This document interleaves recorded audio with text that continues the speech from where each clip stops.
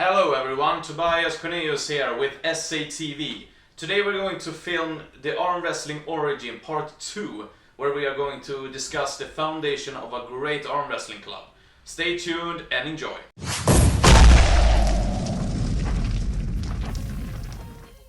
Alright, ladies and gentlemen, welcome to the second part of Arm Wrestling Origins Part 2. In this episode we are gonna talk about the very definition of a great club. And you have some ideas over what a great club should be, so... Yeah, I have my thoughts on what a great club should be, but also do you, and so does everyone else. And I want to be clear that what we say today is not the correct truth, because everyone's truth is different. But I just want us to discuss our opinions on what is the foundation of a great arm wrestling club, what does it need, what doesn't it need, and so on and so forth. So what you guys think, we would gladly want to know. So please put it in the comments what you think, if you think that me and Krieg is correct, or if we are full of shit. Probably that. But yeah, but before we start, Krieg, how are you doing? Yeah, I've been doing alright. This is my last weekend on my vacation, and I finally got my 7th string guitar after waiting for over a month for it. And I'm gonna do some arm wrestling guitar videos, so you can expect some very original arm wrestling content in the near future. So, and other than that, it has been a very chillful vacation. And this guy from Gothenburg came by and visited us, and it was a very surprise visit, if you know what I mean. Yeah, well, I'm on my vacation as well.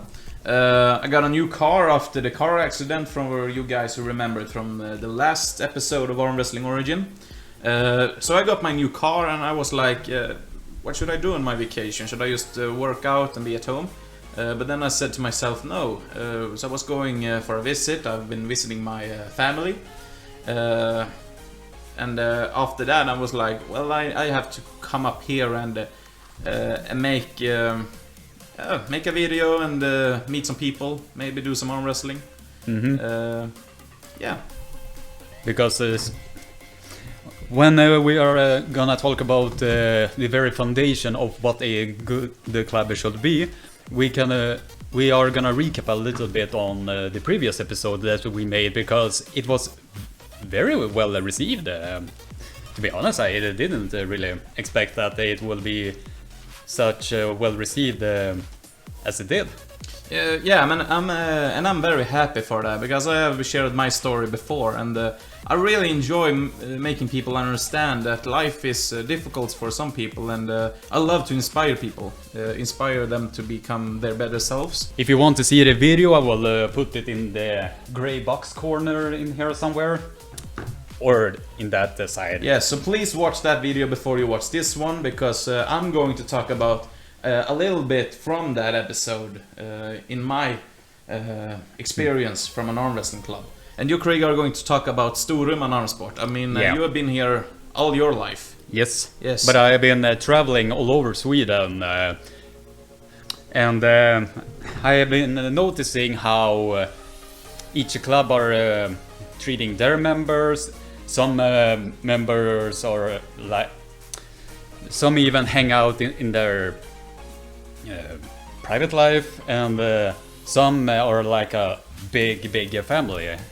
As in my hometown in Överumans Armsport, we are like a big family. So exactly.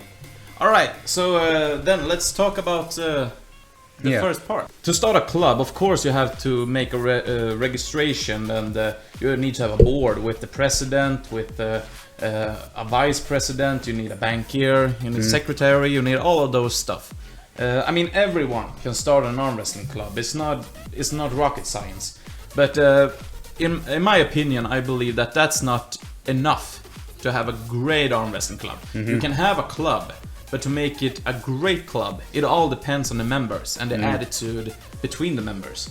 I mean, for example, if you come to an arm wrestling club and everyone is just pissed off all the time, they are mad about their work, their private life, and they take it all out on arm wrestling practice. I mean, you're not going to have a great arm wrestling practice because everyone's going to have a bad attitude and you're not going to feel good. I mean, if you're going to an arm wrestling training with sparring partners in the club, you need to get inspired and motivated to train. And feel welcome. Yes, of course, you need to feel welcomed as well. And I mean, you're not going to feel welcome if the first thing you hear when you come into the club is "fuck off." I mean, so the attitude, a warm welcome.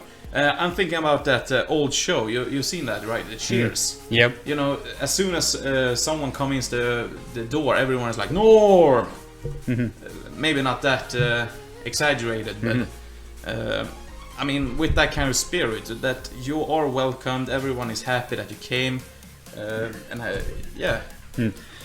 And that is what we in SwedenArmwrestling Sport are trying to do for our members, and especially with new ones, because our entire club is mostly based on arm wrestling gymnasium students, but a huge majority of them continues on with arm wrestling later on in their career. So, and our main motivation is to not other than teach arm wrestling, but also discipline them and maybe put them on the right path, because in my hometown there is a huge suicide rate with young teenagers. So, and with the arm wrestling club, we are helping not only the youth but also the slightly elder people to get on the right path instead of the wrong path. Exactly, because my whole life when I've been arm wrestling, I've always felt better after an arm wrestling practice. I mean, if I had a shitty day at, for example, school, you know, where everyone was bullying me, or if I just felt bad for other stuff, I always felt better when going to arm wrestling practice. And I mean, just that kind of feeling. I mean, you come in there, you are welcomed, you can talk about everything. You can talk about what happened during your day, and people will understand you, they will support you, and then you'll just arm wrestle the living energy out of each other. I mean, you feel so good afterwards. Yeah, arm wrestling is like the perfect way of therapy. Exactly. And it's a cheap one as well. Oh yeah. Yes, and when I started arm wrestling, today I'm at Gothenburg Armsport, but when I started back in my hometown in Söderfors, I started for a club called Team Classic Arms. And I have to tell you, I've been all over Sweden, I've been visiting so many clubs, and that kind of spirit, that almost divine feeling at that club, I have not received anyone like that after Team Classic Arms. I mean, you just come in there, you tell jokes, you're laughing. For example, I have a great memory of winter time. It was nearly Christmas. And I mean, my coach was at the club all the time. He was there all the time. And we just we didn't just have arm wrestling at our club. We had a cafe as well. You could drink coffee, you could have a treat, and you could arm wrestle, and you could watch TV, and you could work out. And just this time near Christmas, I came to the club after school, was ready to arm wrestle, and as soon as I walked into the clubhouse, there was gingerbread, there was Coke, there was coffee, it was tea, it was lighted candles all over the place. It was so cozy. And just to have what we Swedes call a fika. Then we go to arm wrestling practice, and after you've been pulling for like an hour and a half, then you go back to fika. And then you do some arm wrestling again, then you talk some shit, then you tell some jokes, then you laugh, then you cry, then you arm wrestle again, then you cry some more. I mean, it's just a great way. And I mean, it was not just arm wrestling. I mean, it was the brotherhood and sisterhood. Just the feeling of a non-blood related family. So. Exactly. And I mean, I haven't seen that in many clubs. So that is what I strive for when I'm building a club. I just want that family feeling, you know, where you can feel, where you can talk about whatever, and no one is going to judge you if you have a bad day. That's okay. And I mean, I think that is a very important thing to remember as well, because everyone is having a bad day. And just because you have a bad day doesn't mean that you are not welcome at the arm wrestling club. Then you just arrive there and you say, hey, listen guys, I have a really bad day. It's nothing against you personally. It's just me and my life. It's all messed up at the moment. But then your teammates understand, and no one is going to judge you. Same thing about your origin. See how I got that in there?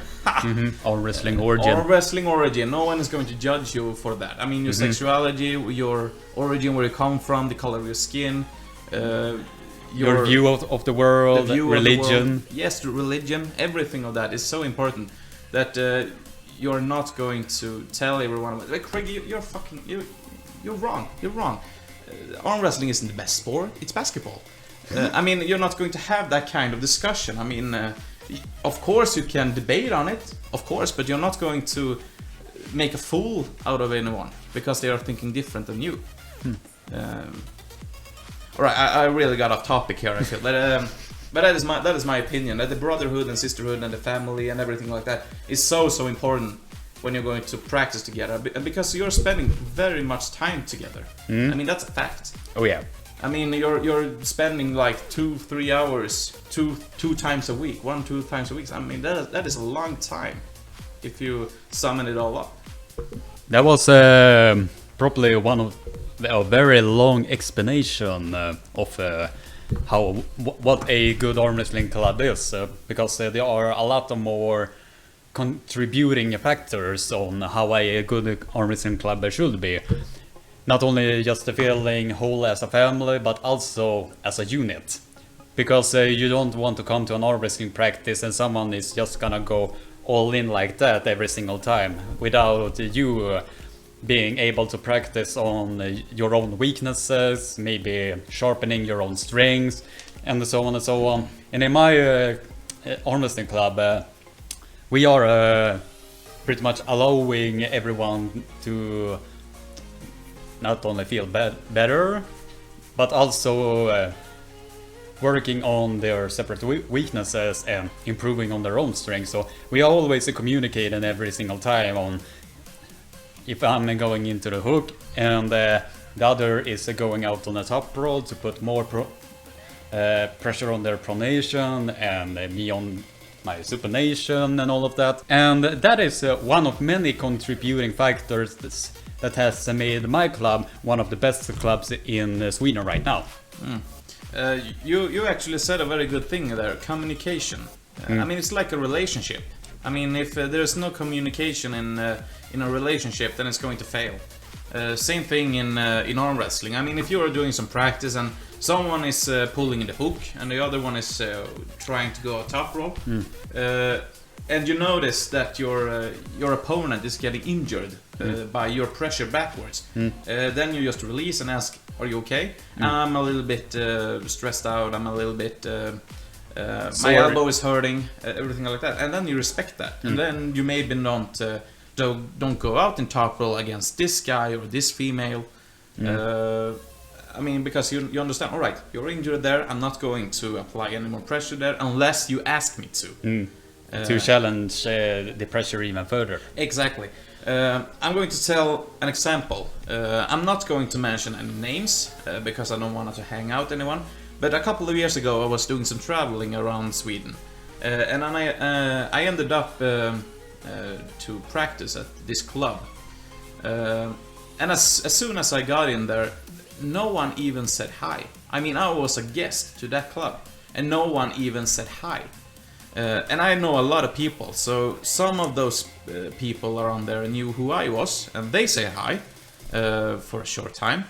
But the new ones, I tried to go to them and introduce myself, but they was like, no, don't talk, just arm wrestle. I mean, I was there for like 40 minutes, but it could been like 3 years. It was so long time, and it was so uncomfortable. I mean, no one said anything. Everyone was arm wrestling, and no one was giving anything out to their opponent. Everyone was going from the starting position down to the pad. Everyone was having a world championship final. I mean, there was no companionship there whatsoever. And I felt so unwelcomed. So, yeah, that's not okay, in my opinion, to have that kind of atmosphere in the club. So no more to that club. Like, not unless they have changed their training methods. and their way of behavior, so... Yeah, and it's too bad, because they had a lot of talents in that club as well. People who have the opportunity to become very good arm wrestlers. But unless they are trained properly and are explained to the techniques and everything like that, these people are never going to become anything. So that club lacked the communication, that family feeling, they lacked everything, in my opinion. They had one great thing though, and that they had some arm wrestlers. And to be able to do arm wrestling practice, you need at least a couple of hands. So that part they got correct, but not anything else. Interesting. Very, very interesting. Yeah, and also another thing that I mentioned a couple of minutes ago, that's coffee. Yeah, because coffee and fika is bringing people together. So I believe that a good club also need that. It's not a big requirement, but I believe that you need to have something to chew on or drink between pools, so you can. And coffee, it's very, very delicious. It's just God's gift to mankind. And if you don't like coffee, then you can have tea, water, whatever you prefer. But something to consume during the practice. To start the communication going. Exactly. And I mean, when you're standing there and having your fika, then you can talk. We have been talking about what a club should feel, the communication.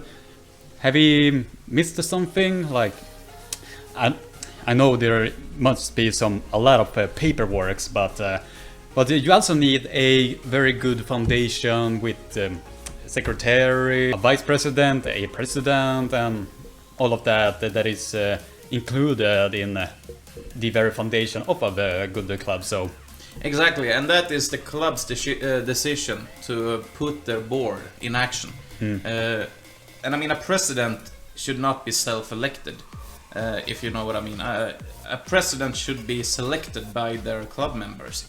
And I believe that the president should be someone who is very, very much engaged in the club's future and wants what's best for the club. I mean, if you select a president that doesn't give a horse tail about the club, then the club is going just downwards. Same thing about the vice president. I mean, it should be someone who is also quite engaged with the club and are present at trainings. Knows what's going on around in the national level. I mean, for example, if SwedenArmsport is taking a decision in anything, then the president should be updated on that decision and could give his opinion or her opinion on the matter. That the president is engaged and could forward that message to his or hers team members, so that everyone is up to speed. Same thing about the vice president. I mean, that it should be someone who is able to take the mantle when the origin president is stepping downwards or something like that. And the banker, you need someone who wants to deal with money. I mean, that is a big job, and not everyone can do it. I mean, for me, example, I'm terrible at numbers, so I should never be a banker. So if you have someone that is great with numbers and wants to become a banker, then put him in a banker. Same as the secretary, you need someone that is organized, and you also need substitutes, in my opinion, 2 is a very good number. And a substitute is someone that is not in the actual board, but it's a part of the club and knows the, let's say, talk around the team members and can give their opinion to the president and the secretary and the vice president and so on about possible changes in the club. So to have a good board, you need around 5 members to make it work.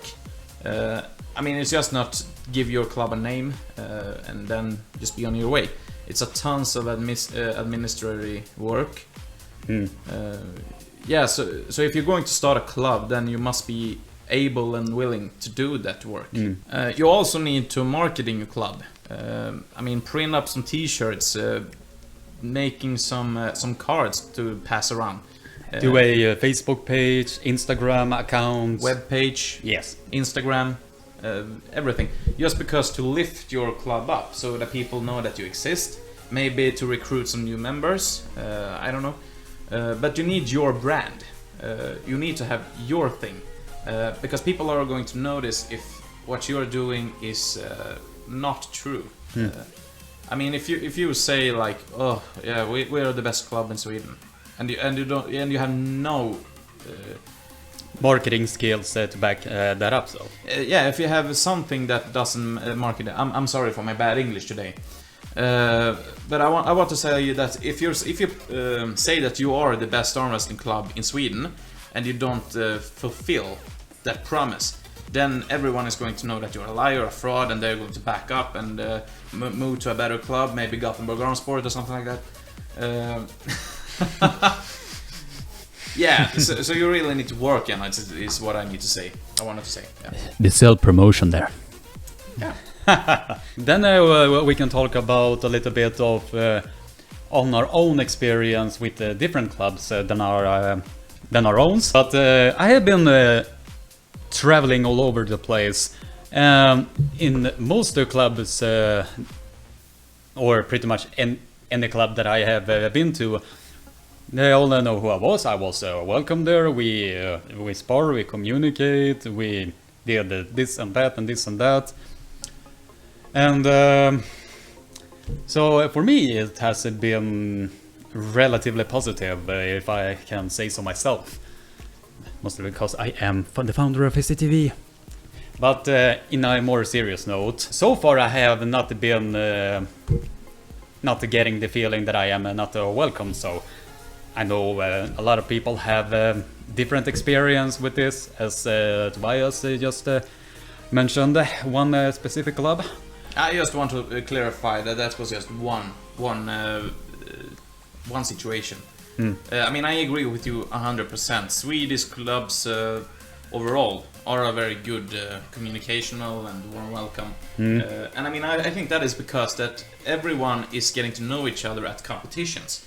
So I mean, pretty much you can probably mention any club out in Sweden and we would probably know at least 1 or 2 who are in that club.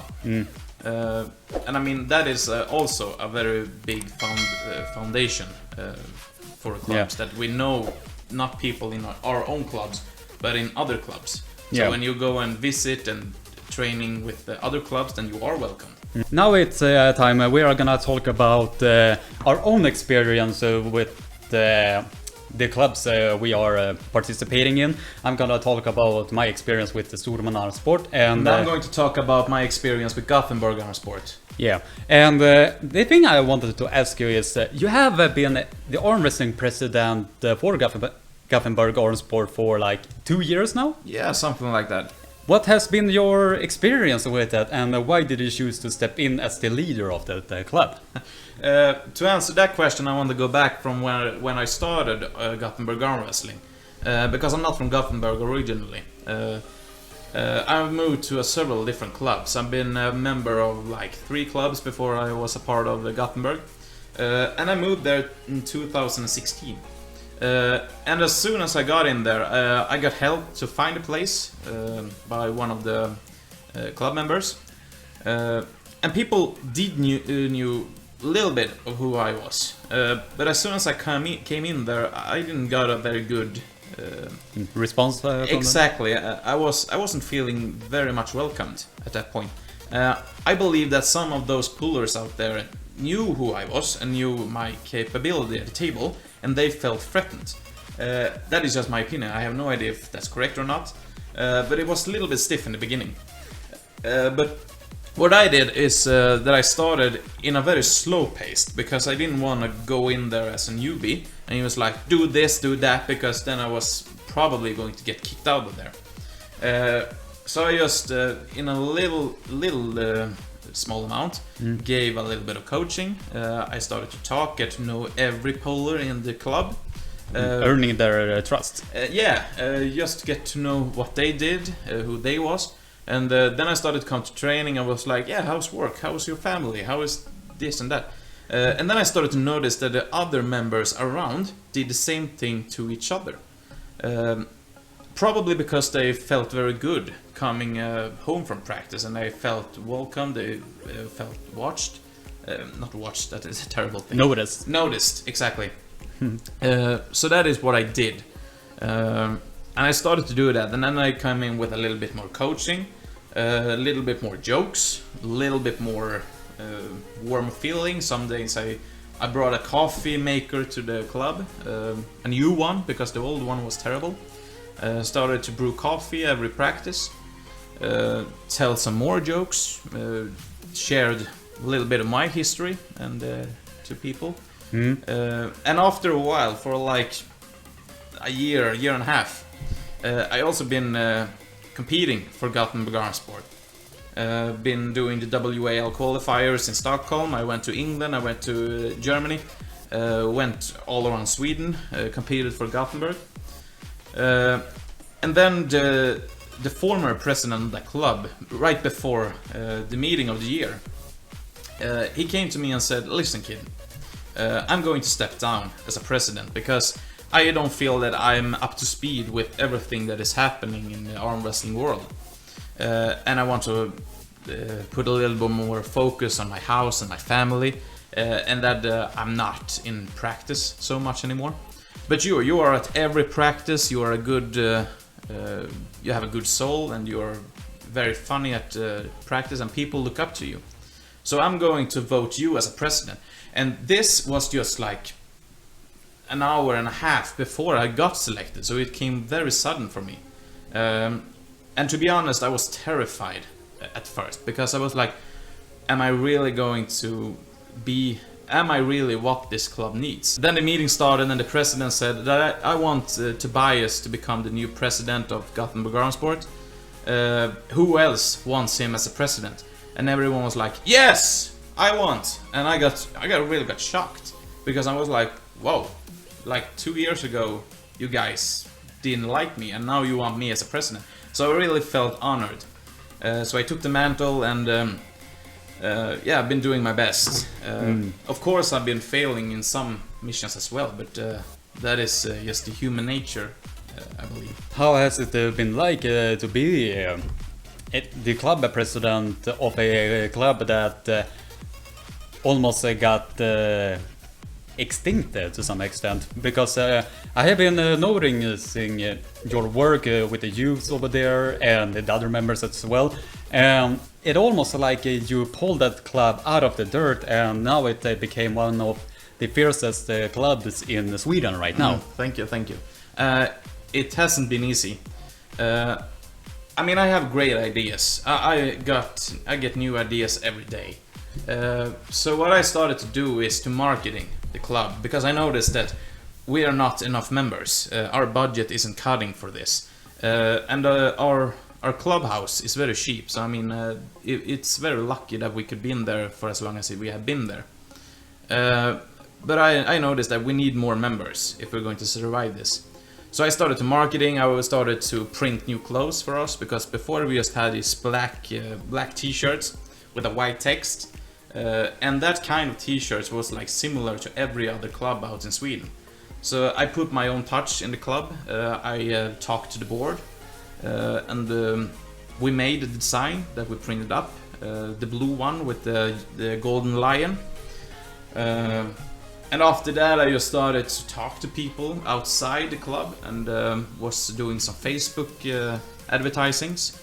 And before I knew it, the people just poured in.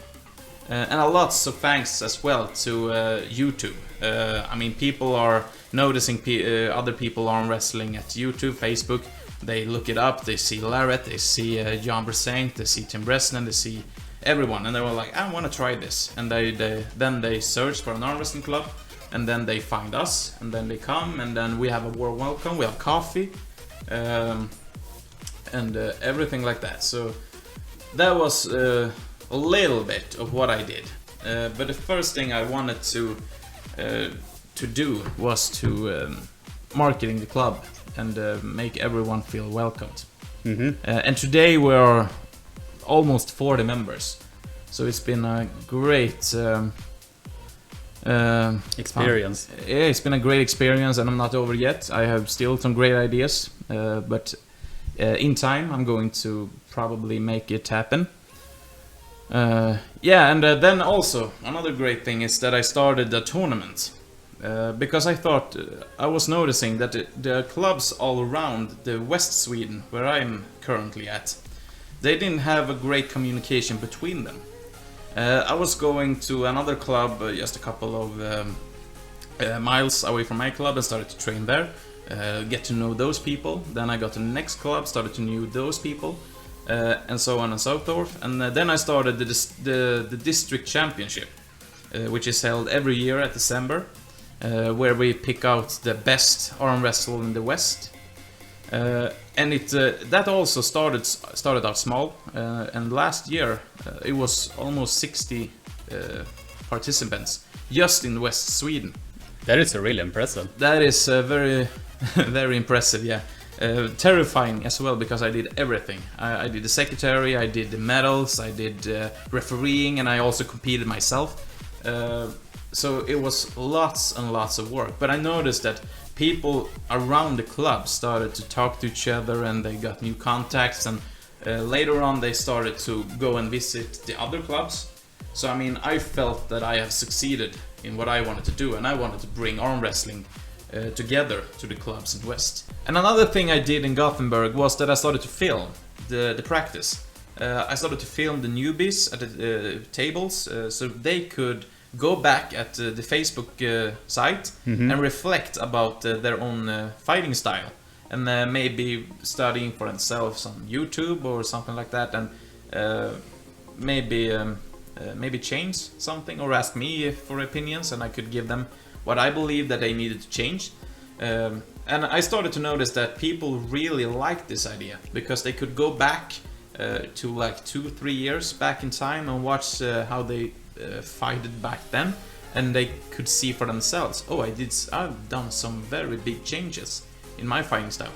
And this thing I took from my first arm wrestling club, Team Classic Arms, because my coach always had the camera in his hand. Yeah, I saw many of the films that he put out, so exactly. There was a lot. And I mean, I love that idea. I mean, I can go back whenever I want to my first arm wrestling practice, you know, when I was a small kid and I didn't know anything about arm wrestling.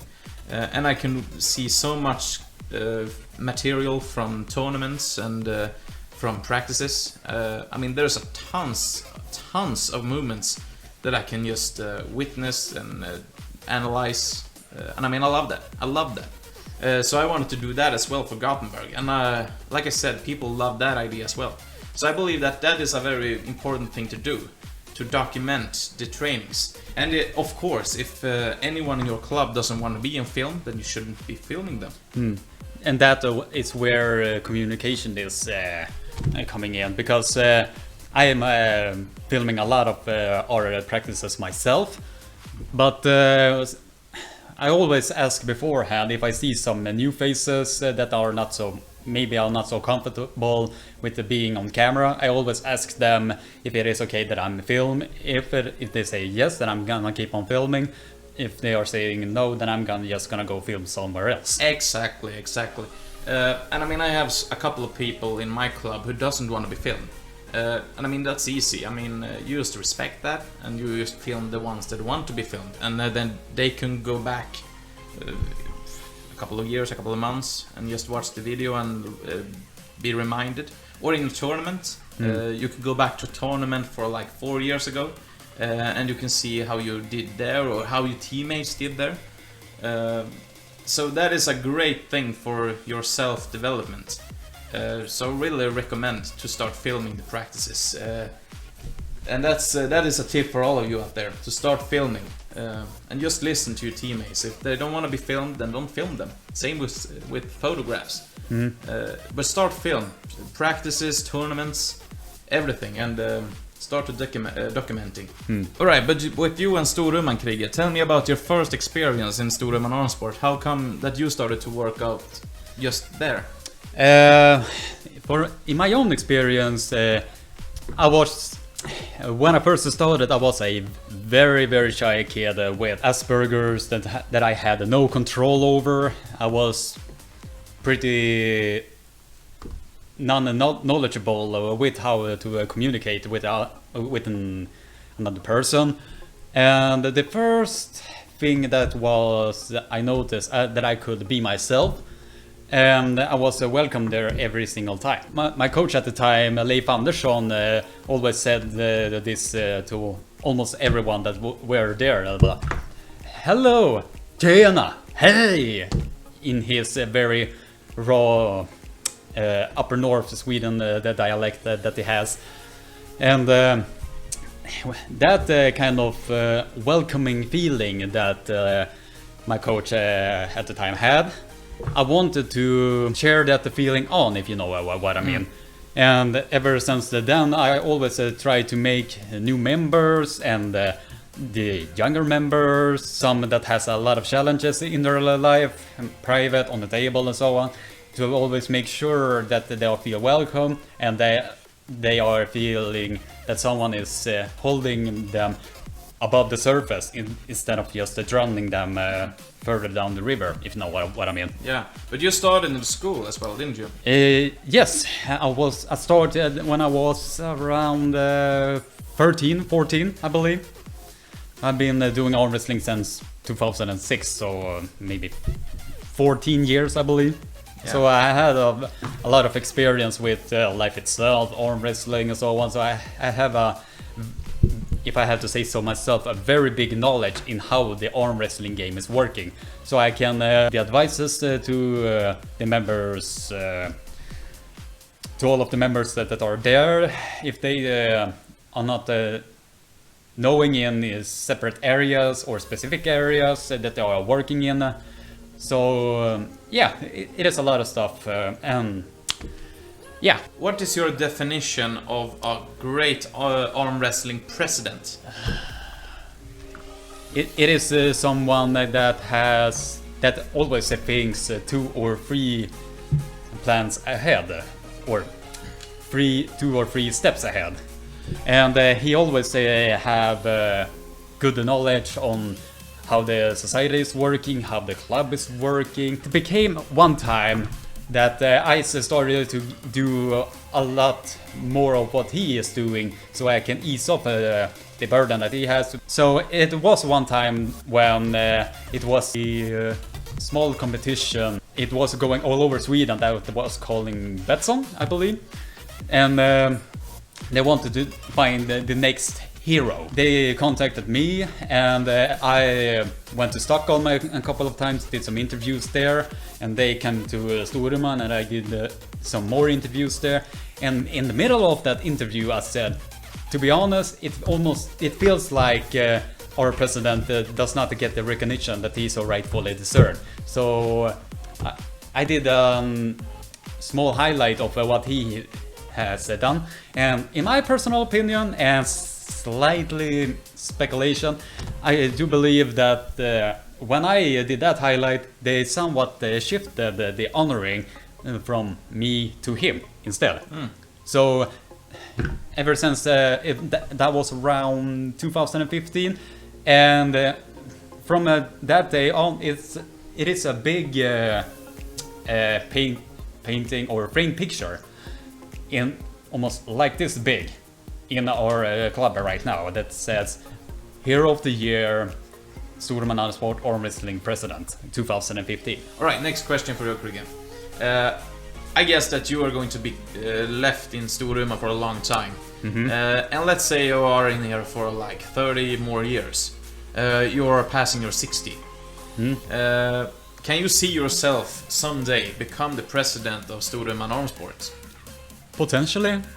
Yeah, I do believe that I already, without sounding cocky, I do have the capability to become a arm wrestling president, but I cannot do it entirely by myself. I need to have a strong foundation of a club that has my back. Exactly, but if you were to be selected, what were your first thing to do to arm wrestling today? If you were to be selected today in Storuman, what would be your first mission? The thing I would like to do is mostly show arm wrestling a lot more, but I will also try to get the shops all around my community and the school itself to put a lot more foundation on the arm wrestling gymnasium students that are there, because here is some the truth that a lot of people do not even know this, but every time we are getting a lot of medalists from either Europeans, worlds and so on, we rarely get the recognition that this community is deserving. I remember specifically one time in Swedish Nationals 2014, I remember that we were highlighted in the local newspaper, but the article was like that big in a small frame. The success we had in that tournament should at least been on the front page. And I mean that is kind of strange, because I mean here in Storuman, I mean it's not a big community. I mean everyone should know about the arm wrestling here. Yeah. I mean the school is pretty big and it's very center to the area. And I mean it's close to everything. And I mean people go to school. I mean you're able to select arm wrestling as as an own class. I mean, shouldn't people already know about everything there is to know about Storuman Armsport? At least from my experience, I do. That is how I feel, and I am not saying that our current arm wrestling president are not doing anything. Just to clarify on that. But that is just my overall feeling on that. In my honest opinion, I do believe that I have the capability to become an arm wrestling president, but at the same time, I really don't have the drive to have an official title like that, because I have enough free hands as I already have in my current state right now. So I can talk with my arm wrestling president on how we are gonna do some things, and I give him advice, and yeah. All right, so you're not desiring to become the next president of Storuman Armsport? Not at the moment, but time might change. So yeah, all right, there we have it though. And the reason that we are putting this entire topic in arm wrestling origins is that in every great club there are a origin of how the foundation of being built upon. So we decided to make this video. So if people are wondering how they can build up their own club, they can just watch this video and get some ideas on how a club should operate. Yeah, hopefully we have made any kind of sense out of this. And I really hope so too. And if you like this informative video, be sure to leave a thumbs up on this video. And if you have some suggestions on what we are gonna bring on next in Arm Wrestling Origins, drop them in the comment section down there and we will look over them, and if we find that idea interesting, we will shoot a video on it. Exactly, and our original idea with Arm Wrestling Origins was that we were going to have a guest in every episode to talk about their origins, but we soon realized that to finding people to make this video come out regularly is very difficult. So we're going to try to get a guest at least like once a month or something like that. But in between, we're going to talk about different subjects. Like today, we talked about the club. Next week, maybe we talk about a great competition or something like that. I have no idea. Just leave your ideas in the comment section, and we will definitely look them over and maybe share a video about it. Yeah, and if you want to be more updated on further videos, be sure to click that subscribe button and ring the bell for notification, and turn all notifications on so you get notified every time we put a episode like this one on YouTube. And have a nice day. Stay safe. Don't be a and keeping awesome. Yeah.